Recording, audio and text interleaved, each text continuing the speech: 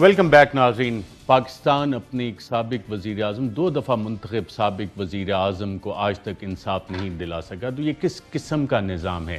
کیا یہ اس قسم کا نظام ہے کہ جس کو قاتل لیگ کہا گیا بعد میں اسی کے ساتھ آ کے بیٹھ گئے اور اس نظام میں اور بھی ڈیلز ہوئیں اور کور اپ کا سلسلہ اسی وقت شروع ہو گیا جس وقت محترمہ بے نظیر بھٹو کو شہید کیا گیا؟ کون کدھر کس سے ملا، کیا کہانی بنی، کور اپ کیسے پلان ہوا، یہ تمام چیزیں اقوام متحدہ کی رپورٹ، اسکاٹ لینڈ یارڈ کی رپورٹ اور پولیس فائلز میں موجود ہیں. آئیے ایک نظر ڈالتے ہیں. بے نظیر قتل کا معمہ حل کرنے کے لیے محض قومی تحقیقاتی اداروں پر اکتفا نہیں کیا گیا بلکہ کروڑوں ڈالر خرچ کر کے اقوام متحدہ اور اسکاٹ لینڈ یارڈ پولیس کو بھی تحقیقات کی ذمہ داریاں سونپی گئیں.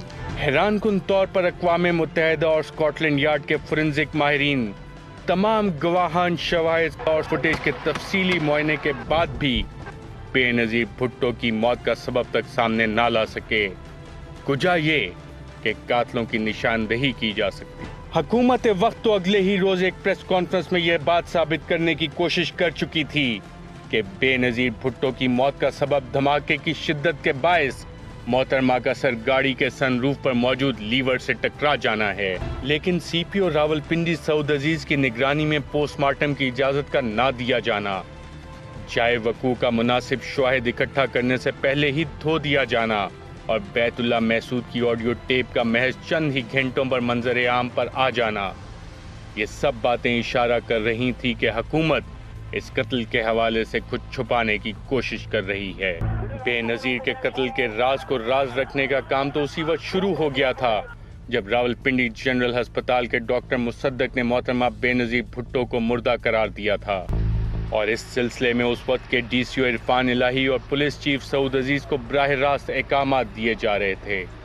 انہی احکامات کے نتیجے میں جائے وقوع کو 6:30 بجے واٹر گنز لگا کر دھو دیا گیا اور ڈاکٹرز کے بار بار کہنے کے باوجود چیف پولیس افسر سعود عزیز نے پوسٹ مارٹم کرنے کی اجازت نہ دی بلکہ ڈاکٹرز کو طنزیہ لہجے میں کہتے رہے کہ جب قتل کی رپورٹ ہی درج نہیں ہوئی تو پوسٹ مارٹم کیسے کر سکتے ہیں. بے نظیر قتل کی تحقیقات کے لیے بعد میں آنے والے اقوام متحدہ کمیشن نے بھی اس بات پر تعجب کا اظہار کیا کہ اتنے بڑے قتل پر حکومت کو بنا کسی اجازت پوسٹ مارٹم کروا دینا چاہیے تھا. The local police that in our view had made a cover up, that had washed the scene of the crime 1 hour and 40 minutes after it had taken place, wiping out probably all of the significant evidence that could have been gathered.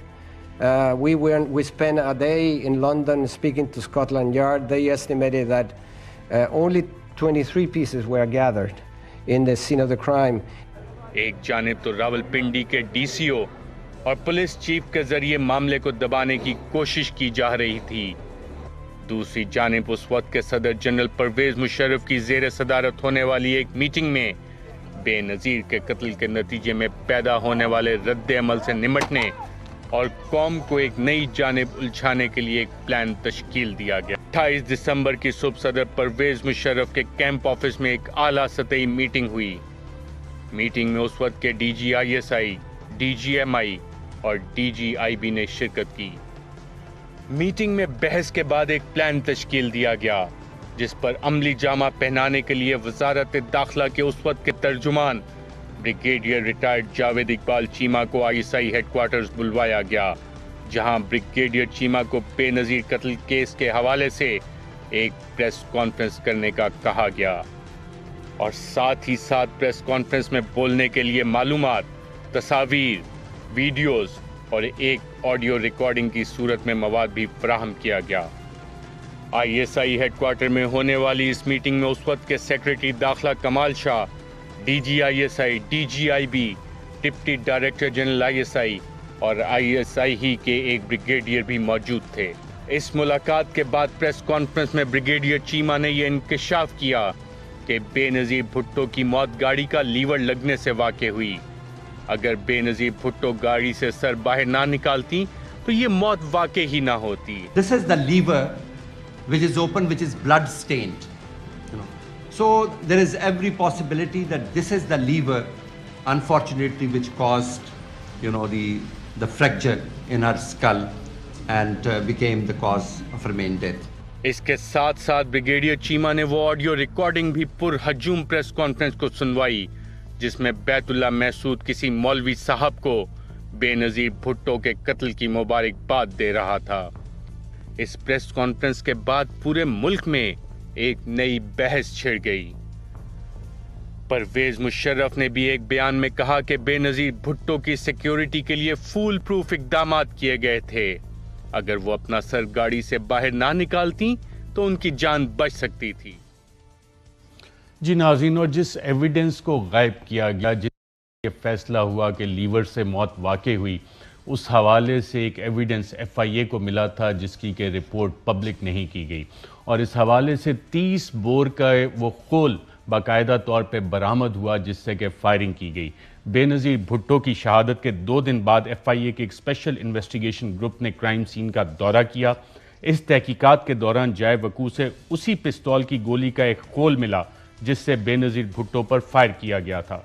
Special investigation group के director Khalid Qureshi ने यह दावा भी किया कि इस team को crime scene से चंद पैलेट्स और खोपड़ी की हड्डी का एक टुकड़ा भी मिला। FIA के एक साबिक DG ने इस बात की भी तस्दीक की कि जाए वकू से 30 बोर पिस्तौल की गोली का खोल और पैलेट्स मिले, मगर उन्होंने इंसानी खोपड़ी के टुकड़े मिलने की तस्दीक नहीं की।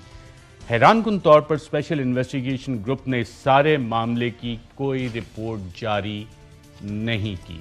अब ये सारा मामला नाज़रीन घुमाया किस तरह से गया? ये फैसला हुआ कि जनाब लीवर से डेथ हुई है और कौम को एक नई बहस में डाल दिया जाए।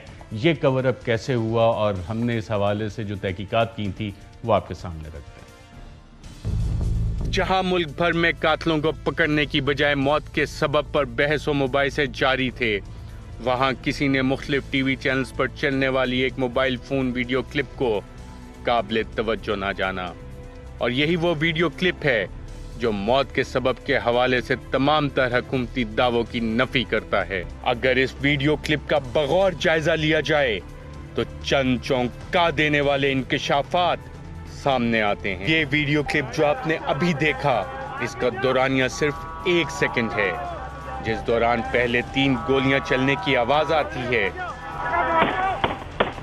और साथ ही धमाका हो जाता है। स्लो मोशन में चलाकर देखा जाए तो साफ देखा जा सकता है कि दूसरी गोली चलने के साथ ही बेनजीर भुट्टो नीचे की जानिब गिरती नजर आती है।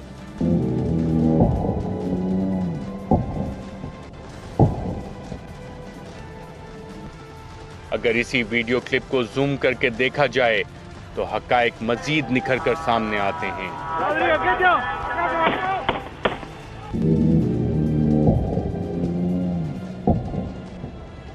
इस वीडियो में अगर तवज्जो गोली की आवाज और मोहतरमा बेनजीर भुट्टो के सर पर मरकूज की जाए तो देखा जा सकता है कि पहली गोली चलती ही मोहतरमा की गाड़ी के पीछे जैकेट में मलबूस शख्स नीचे झुक रहा है, जबकि मोहतरमा अपनी जगह पर मौजूद हैं। दूसरी गोली चलती है, मोहतरमा के सर को एक झटका लगता है और वो अपने दाएं जानिब गिरती हुई साफ दिखाई देती हैं।